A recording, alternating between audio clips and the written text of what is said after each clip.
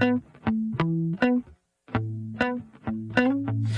ever I had a feeling. Olá, meus amores, tudo bem com vocês? Sejam muito bem-vindos a mais uma aula de história. Na aula de hoje, nós vamos falar sobre a Mesopotâmia, sobre os povos da Mesopotâmia. Olha só, vamos entender aqui. Quando acaba a pré-história, digamos assim, né? Quando acabou a pré-história, eu falei para vocês que esses povos, né, ali, à medida em que eles foram se desenvolvendo, se fixando, se tornando sedentários, vão surgindo novas civilizações, né? E a partir da descoberta da escrita, há essa virada de chave entre os dois períodos, entre pré-história e história antiga. Na semana passada, nós vimos sobre o Egito Antigo, que também é uma das primeiras civilizações. E agora nós vamos falar sobre a Mesopotâmia, tá? Os povos da Mesopotâmia. Mesopotâmia não se refere a apenas um povo, é uma série de civilizações, uma série de povos que foram ali se fixando naquela região, tá? Então, ainda estamos falando dessa antiguidade oriental, né? Como eu expliquei para vocês lá na aula passada, nós vamos falar sobre os mesopotâmicos, né? Que é o tema da aula de hoje. Falamos sobre o Egito, né? Sobre o Egito Antigo. Vamos falar sobre os fenícios, persas, né? Alguns povos aí importantes dessa civilização, dessa antiguidade oriental, tá? E depois nós vamos falar da antiguidade clássica, que é Grécia e Roma. Então, olha só, para vocês entenderem, assim como o Egito, a Mesopotâmia influencia, né, na formação de povos aí, de civilizações hidráulicas ou civilizações de regádio, ou seja, que vão se aproveitar da água dos rios para se consolidarem enquanto sociedade, tá bom? Então, assim como o Egito, né, essas pessoas foram ali se fixando próximo ao rio Nilo para se aproveitar das enchentes que aconteciam ali para que fertilizasse aquelas terras e eles pudessem plantar, da mesma forma vão ser esses povos aqui que vão se fixar na região da Mesopotâmia, né, entre os rios Tigre e Eufrates. E é justamente esse o significado de Mesopotâmia, né? O significado da palavra é terra entre rios, ou seja, entre o rio Tigre e Eufrates. E toda essa região, vocês vão ver mapas daqui a pouquinho, toda essa região é chamada de crescente fértil, porque está localizada numa região em que pode ser fértil a partir do uso, né, aí dessas terras próximas a esses rios, tá bom? E chama-se crescente fértil por conta do formato também de ser em lua crescente, por isso crescente fértil.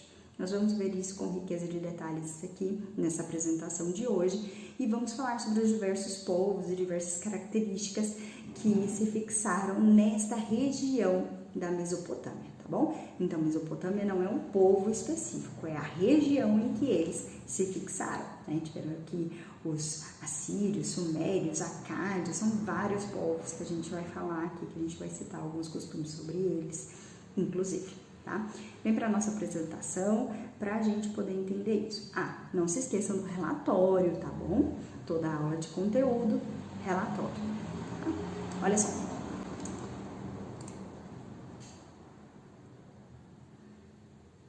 Mesopotâmia, então, começando, né? Como eu disse para vocês, o significado de Mesopotâmia é terra entre rios. Trata-se, portanto, de um planalto de origem vulcânica localizado na região do Oriente Médio, então hoje, né, ali atual Iraque, inclusive, delimitado entre os vales dos rios Tigre e Eufrates, ocupado pelo atual território do Iraque e terras próximas. Então, como eu disse, o significado do nome terra entre rios. E é justamente o fato de estar ali localizado entre esses dois rios que eles vão ter condições de estabelecer ali essa civilização por usufruir dos benefícios trazidos por esses dois rios, né, para a terra, para regar as suas plantações e também, assim como eu afirmei lá na civilização egípcia, para utilizar esse rio como meio de transporte também, né, para suas mercadorias, né, o transporte de pessoas, enfim, isso também vale a pena a gente ressaltar. Continuando aqui, né, olha o mapinha para vocês entenderem, né? É uma região de interesse histórico e geográfico mundial por conta aí dessa riqueza, né, entre esses rios Tigre e Eufrates, a atual região ali do Oriente Médio e Iraque, inclusive, tá? Continuando aqui, essa terra, então, entre rio Tigre e Eufrates, é conhecido, como eu disse para vocês, como crescente fértil, né? Então, a região do Oriente Médio, excelente para a agricultura, tinha o formato de uma lua crescente e seu território possuía um solo fértil. E esse solo fértil vinha justamente dessa abundância aí do rio, que fazia com que fosse possível, né, além de ser também uma terra vulcânica, para que pudesse ser possível essa plantação, essa agricultura. A Mesopotâmia foi uma região por onde passavam muitos povos nômades, oriundos de diversas localidades, né? A terra fértil fazia com que alguns desses povos se estabelecessem naquele território, surgindo assim as sociedades mesopotâmicas. Como eu disse para vocês, Mesopotâmia não é um povo, é uma região em que esses povos, como aqui está explicado no slide para vocês, ao passar, né, desses nômades, vão percebendo que aquela terra é fértil, que eles poderiam ali se estabelecer e se tornar sedentários e consolidar a sua civilização. Eles vão utilizar aí desses benefícios dos rios para poder se fixar, tá? Quais são os povos que estavam ali, que se fixaram naquela região? Então, eu tenho os sumérios, os amoritas, os acádios, os hititas, os elamitas, os cassitas e, por último, os arameus, tá? Então, aqui são esses vários povos, como eu estou reforçando desde o começo. Não existe um povo específico nessa região, mas vários povos, várias civilizações que vão se fixar naquela região por conta do seu território fértil. As cidades mais importantes, né, desse território todo são essas aqui que eu coloquei aqui para vocês, tá? Começando aqui por baixo, Nippur, Uruk, Sarukin, Agade, Babilônia, Kish, Assur, Lagash, Dur, Isim, Mari, Ur e Eridu. É óbvio que vocês não precisam decorar os nomes dessas cidades, tá? Mas é importante aqui alguns assim, né? Alguns mais importantes do que outros. Por exemplo, Ur é uma cidade muito importante pra gente aqui dessa civilização egípcia. Babilônia é outra que a gente vai falar várias outras vezes, inclusive em alguns outros conteúdos. Então, é importante vocês reconhecer alguns nomes, mas não precisa decorar, não precisa ficar louco aqui com essas nomenclaturas, tá bom? Importante vocês reconhecerem os povos que viviam ali, os elamitas, que nós falamos aqui no slide anterior, os sumérios, acádios, esses são importantes, tá? Cidades aqui são a título aí de curiosidade, a título de acrescentar informações para vocês. Seguindo, nós temos aí algumas personalidades históricas também seguindo nessa linha aqui de curiosidades, né? A Surbanipal, a Hammurabi, né? O Código de Hammurabi, nós vamos falar sobre a importância do Código de Hammurabi, Sargão, Nabucodonosor, Marduk, Tiglat-Pileser. Então, aqui, nomes muito bonitos, inclusive, né? Se vocês quiserem pegar como inspiração aí para colocar o nome do cachorro. Não vamos fazer isso com o filho, não, né? O cachorro pode até ser. Seguindo, então, vamos ver aqui primeiro os sumérios, né? Os sumérios, eles foram provavelmente os primeiros a habitar o sul da Mesopotâmia, tá? Foi uma região ocupada em 5.000 anos antes de Cristo pelo povo sumério, que ele construiu as primeiras cidades de que a humanidade tem conhecimento. Como eu disse para vocês, aqui ó, o nome de uma das primeiras cidades que vocês precisam se lembrar, né? Ur, tá? Ur, Uruk e Lagash. Então lembre-se de Ur, tá? Uma das primeiras cidades da humanidade foi fundada pelos sumérios ao sul da região da Mesopotâmia. Sua organização política era semelhante a uma confederação de cidades, governadas por um chefe religioso e militar que era denominado por Patesi. Então, olha só, eles também tinham essa mesma característica de ser um povo com poder teocrático. Lembra daquele conceito que nós falamos lá em Egito? Ou seja, em que o líder, né, aqui no caso, o Patesi, ele vai ser uma figura política e religiosa. Nele estaria representado esses dois poderes, por isso, um poder teocrático, ok? Seguindo a organização social na Mesopotâmia, nos povos geralmente dessa Mesopotâmia. Primeiro nós temos sacerdotes, abaixo deles os aristocráticos, depois os militares, os comerciantes, os artesãos, os camponeses e por último os escravos. E aqui eu quero mais uma vez ressaltar com vocês a importância de vocês diferenciarem a escravidão moderna dessa escravidão da antiguidade. A escravidão da antiguidade não tinha a ver com a cor de pele, e sim com as disputas territoriais e as dívidas por guerra, dívidas em dinheiro, em produtos, enfim, de terras. Então, você só se tornava um escravo por meio dessas duas condições. Não tinha a ver, a pessoa tem a pele negra, com toda aquela característica da escravidão moderna, né, que vai surgir aí com o colonialismo, né, por exemplo, a escravidão africana, tá? O tráfico negreiro. Nesse período, vocês precisam diferenciar, então, essa escravidão da antiguidade, que estava ligada a prisioneiros de guerra ou escravidão por dívidas, e na modernidade é que vai surgir aí esse novo modelo de escravidão ligado à cor de pele, enfim, quando nós formos falar sobre colonialismo, nós vamos nos aprofundar nessa questão também, tá? Mas aqui já é fundamental vocês saberem fazer essa diferença, tá?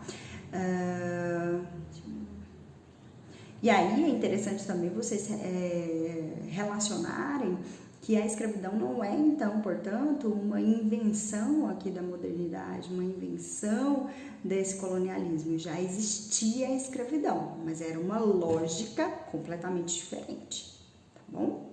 Então, essa era a estrutura básica. Assim como eu falei lá no Egito, e eu sempre vou frisar isso com vocês, apesar de a gente mostrar aqui essas pirâmides da sociedade, a sociedade em si, ela se demonstra ser muito mais complexa do que simplesmente uma pirâmide societária, tá bom? Então, é importante vocês saberem que aqui a gente dá uma base, seria a base dessa sociedade, a base, os principais. Mas não limite a civilização a apenas aquela imagem, a apenas aquela estrutura. Bom, que é muito mais complexo do que isso. Seria a mesma coisa que hoje a gente pegar a nossa sociedade e classificar apenas aqui ricos e pobres. Apenas isso. Existem várias outras complexidades em torno disso que não dá para eu classificar. O que me diz que uma pessoa é rica? O que me diz que a outra pessoa é pobre? Então, é muito complexo. Tá bom? Mas aqui é para vocês terem uma base, uma noção de como era estruturada aquela sociedade, beleza? Seguindo, então, os sumérios são conhecidos pelo desenvolvimento da escrita cuneiforme. Meninos, isso é muito importante. Então, foi por meio desses mesopotâmicos, desses sumérios, que surgiu essa virada de chave entre a pré-história e a Mesopotâmia. E aqui eu já abro um parêntese, para justificar para vocês, né, que eu coloquei lá na primeira aula, antes, né, de falar dos mesopotâmicos, eu falei de Egito, né, mas eu deveria ter falado aqui primeiro dos mesopotâmicos antes dos egípcios, porque numa linha cronológica eles viriam antes, tá, esses mesopotâmicos. Então fica aqui um parêntese, uma observação para vocês também se atentarem, tá? Os mesopotâmicos, por terem sido eles, os sumérios, ao descobrir, desenvolver a habilidade da escrita, a escrita cuneiforme, isso faz com que haja essa virada de chave da pré-história para a antiguidade. Então, numa linha cronológica, eles viriam inclusive antes mesmo dos egípcios, tá bom? O cuneiforme consistia em registros feitos em placas de argila com o auxílio de estilete, não é estilete moderno não, tá, gente? Tá? Não existia ainda. Mas era um artefato semelhante a um estilete, que imprimia traços com forma de cunha. Possuía um complexo e completo sistema de controle de águas dos rios. Por isso mesmo, mais uma vez eu repito, que eram civilizações, né, os povos mesopotâmicos, os sumérios aqui no caso, que nós estamos falando, e também, lá nós falamos dos egípcios na semana anterior, são civilizações de regádio, civilizações aí, hidráulicas, né? A escrita cuneiforme, que tem um exemplo para vocês, né, dessa escrita, para a gente pode parecer estranho, mas representa um avanço tecnológico muito grande naquele período, porque é uma forma de se expressar, é uma forma de linguagem, né? Eles estão aí desenvolvendo, antes já tínhamos apenas a arte rupestre, os desenhos, aqui começa a surgir uma nova lógica de comunicação, de linguagem, de escrita, tá?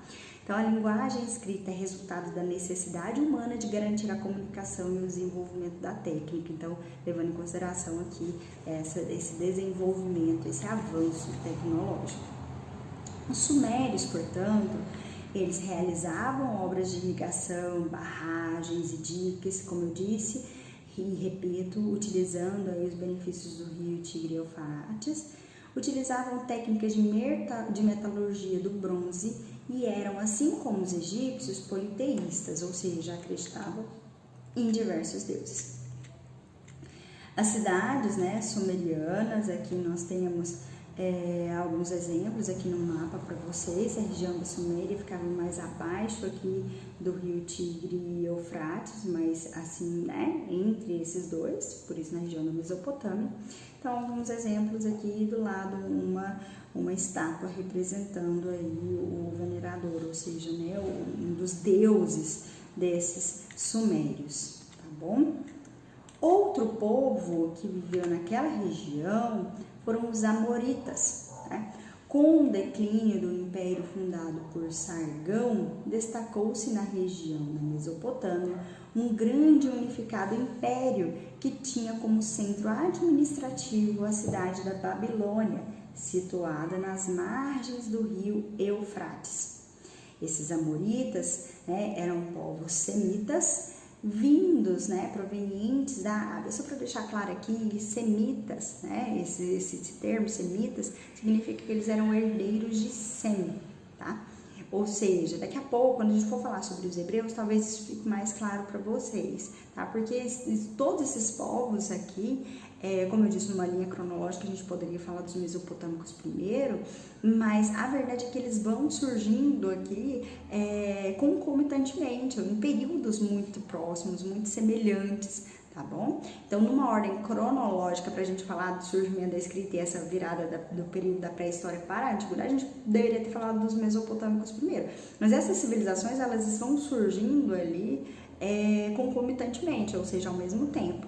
Não existe, aqui acaba um e começa outro, acaba um e começa outro. Não, eles estão ali, estão se relacionando, estão estabelecendo inclusive comércios uns com os outros, né? Estão se desenvolvendo de formas diferentes, estabelecem ligações, né? Então, domínios, um domina o outro. Então, eles estão aqui convivendo nesse mesmo período também, tá? Então, os amoritas são povos semitas provenientes da Arábia e edificaram então o primeiro império babilônico. Muito provavelmente vocês já ouviram falar sobre isso, né? Principalmente sobre os jardins suspensos da Babilônia. Nós vamos falar sobre ele daqui a pouco, tá? Então, este povo é conhecido também como antigos babilônicos, o que diferencia dos caldeus, fundadores do segundo império babilônico, denominados neobabilônicos. O soberano que mais se destacou foi Hammurabi, entre o ano de 1728 em Boston. O soberano que mais se destacou foi Hammurabi, entre os anos de 1728 e 1686, que elaborou um código de leis, o chamado Código Hammurabi. Muito importante, meninos. Duas características aqui fundamentais que fazem com que nós estudemos esses povos são essas, né? Então, os sumérios, ali o surgimento da escrita cuneiforme, e aqui os babilônicos, né? Os acádios, pelo surgimento aí do Código de Hammurabi, primeira manifestação de organização de leis, digamos assim, tá bom? Olha só aqui o que consistia esse Código de Leis. O caráter das leis que constituíam o Código de Hammurabi eram bastante severos, né? A pena era equivalente à falta cometida. Então, a falta cometida é conhecido também, esse Código Hammurabi, como olho por olho, dente por dente. Então, se você rouba uma pessoa, a punição é ser roubado. Se você mata uma pessoa, a punição é aí ser morto. Então, obviamente, se nós formos olhar esse Código de Hammurabi atualmente com os nossos conceitos, com as nossas premissas, isso pareceria, né, aqui completamente rebelde e alheio. Mas é muito importante que vocês percebam que essa sociedade, ela está ainda em desenvolvimento. Cuidado para não ficar comparando, tá, as características, a cultura, enfim, a lógica da sociedade atual com da antiguidade. Para aquela época, esse Código de Hammurabi, o surgimento de um código de leis, por mais que ele fosse, né, olho por olho, dente por dente, representa esse avanço aí dessa complexidade dessa sociedade, tá? Seguindo, então, outros povos que viveram naquela região foram os assírios, que também tinham origem semita, né? Que ali, como eu disse lá no começo, eram povos nômades que vão se fixando naquela região. Os assírios viviam do pastoreio e habitavam as margens do rio Tigre. A partir do final do segundo milênio a.C., passaram a se organizar como sociedade altamente militar e expansionista. Isso aqui é muito importante, meninos, porque esses assírios, eles vão ser guerreiros, eles vão ser violentos, eles vão desenvolver aí essa técnica, essa prática, né? Diferente até então dos outros povos que nós vimos, né? Dos acádios e dos sumérios. Os sumérios estavam ligados à escrita, aqui nós vimos os acádios ligados aí ao Código de Hammurabi, o surgimento dos primeiros códigos de leis, né? O Código de Lei do olho por olho, dente por dente. Lá também, os acádios, nós tivemos a construção dos jardins da Babilônia por Nabucodonosor, né? Depois a gente pode colocar aqui para vocês algumas imagens sobre, que mostram, né, o jardim da Babilônia, vou colocar aqui para vocês conhecerem. E agora nós temos os assírios, que têm uma personalidade, uma característica bem diferente. Então, é importante vocês repetirem, vocês reprisarem isso daqui. Mesopotâmia é uma região que tinha vários povos, e esses povos tinham culturas diferentes, costumes diferentes, né, e que estavam ali convivendo e usufruindo dos benefícios dos rios Tigre e Eufrates. Então, seguindo, né, suas conquistas foram além da Mesopotâmia, chegando inclusive ao Egito. O centro administrativo do Império Assírio era Nínive, onde foi feita a Biblioteca Real de Assurbanipal, com mais de 22.000 placas de argila com uma escrita cuneiforme, por exemplo. Né, dos assírios, dessa potência, desse poder militar que os assírios tinham, foi a construção, inclusive, da muralha assíria né? Aqui como mostra essa imagem dessa muralha, né? Desse trecho, desse pedaço de muralha. Então o exército assírio era notável e muito cruel com os povos dominados, e todas as pessoas, né, todos os homens tinham que cumprir esse alistamento obrigatório no exército. Esse alistamento obrigatório no exército, tá bom?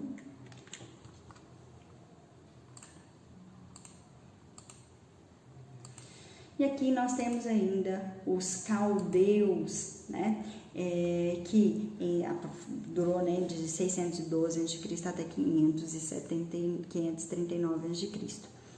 Povo de origem semita também, que se estabeleceu na Baixa Mesopotâmia no início do primeiro milênio a.C.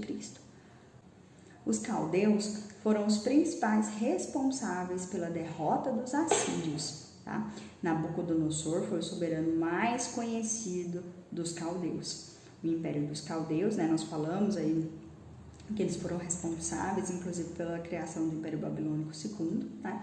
Então, Nabucodonosor foi o soberano mais conhecido dos caldeus, e o Império dos Caldeus durou apenas 73 anos, pois foi incorporado ao Império Persa. Depois nós vamos falar sobre o Império Persa, tá? Até um dos nossos próximos assuntos.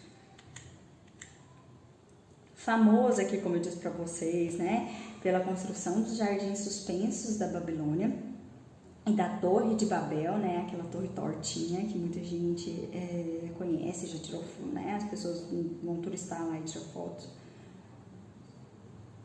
Governou por quase 60 anos e após sua morte, os persas dominaram o novo Império Babilônico. Cultivavam trigo, cevada, linho, gergelim, sésamo, de onde extraíam o azeite para alimentação e também iluminação, né, para colocar fogo, árvores frutíferas, raízes e legumes, né. A agricultura era a base da economia, né, então a maior parte dos povos que viviam ali na região da Mesopotâmia tinham como base na sua economia a agricultura, tá bom? A economia da Baixa Mesopotâmia, em meados do terceiro milênio a.C., baseava-se na agricultura de irrigação, como a gente já frisou aqui em outros momentos, tá bom? Os babilônicos, então, desenvolveram, por exemplo, né, a astronomia, isso é um ganho, um legado dessa civilização. Os babilônicos também dividiram o ano em meses, os meses em semanas, as semanas em 7 dias, os dias em 24 horas, as horas em 64 minutos e os minutos em 60 segundos. Então, olha só, perceba a importância de se estudar essa história antiga. Ao perceber aí esses legados são importantes, assim como os dos egípcios, que nós falamos na aula passada, de medicina e também de divisão, né, do ano, dos meses do ano. Aqui nós temos também mais um exemplo aí desse avanço, desse desenvolvimento, dessa complexidade da sociedade, tá?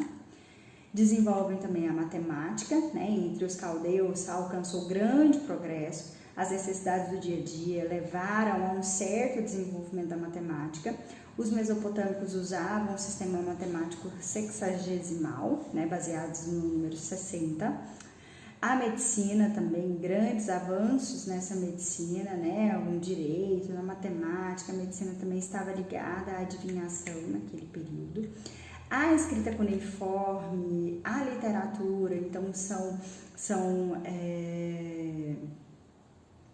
características, são legados aí desses povos mesopotâmicos, né? Então aqui na escrita cuneiforme, grande realização suméria, né, usada pelos sírios, hebreus e persas, surgiu ligada às necessidades de contabilização dos templos. Era uma escrita ideográfica, na qual o objeto representado expressava uma ideia, né? Então o objeto expressava uma ideia, essa era a forma de comunicação.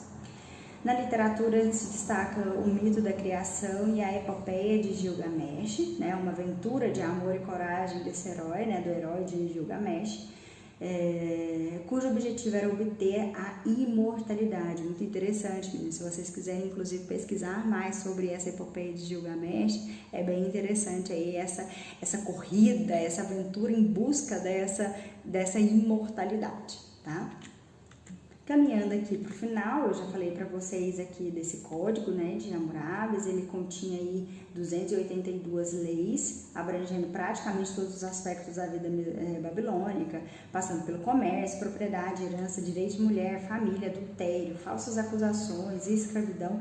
Então, é um código, né? E ele foi cunhado numa pedra preta, outra característica aqui interessante também, e ela tá lá hoje no Museu do Louvre também, assim como várias coisas, várias múmias lá do Egito que a gente falou na semana passada, esse daqui também tá lá no Louvre, tá?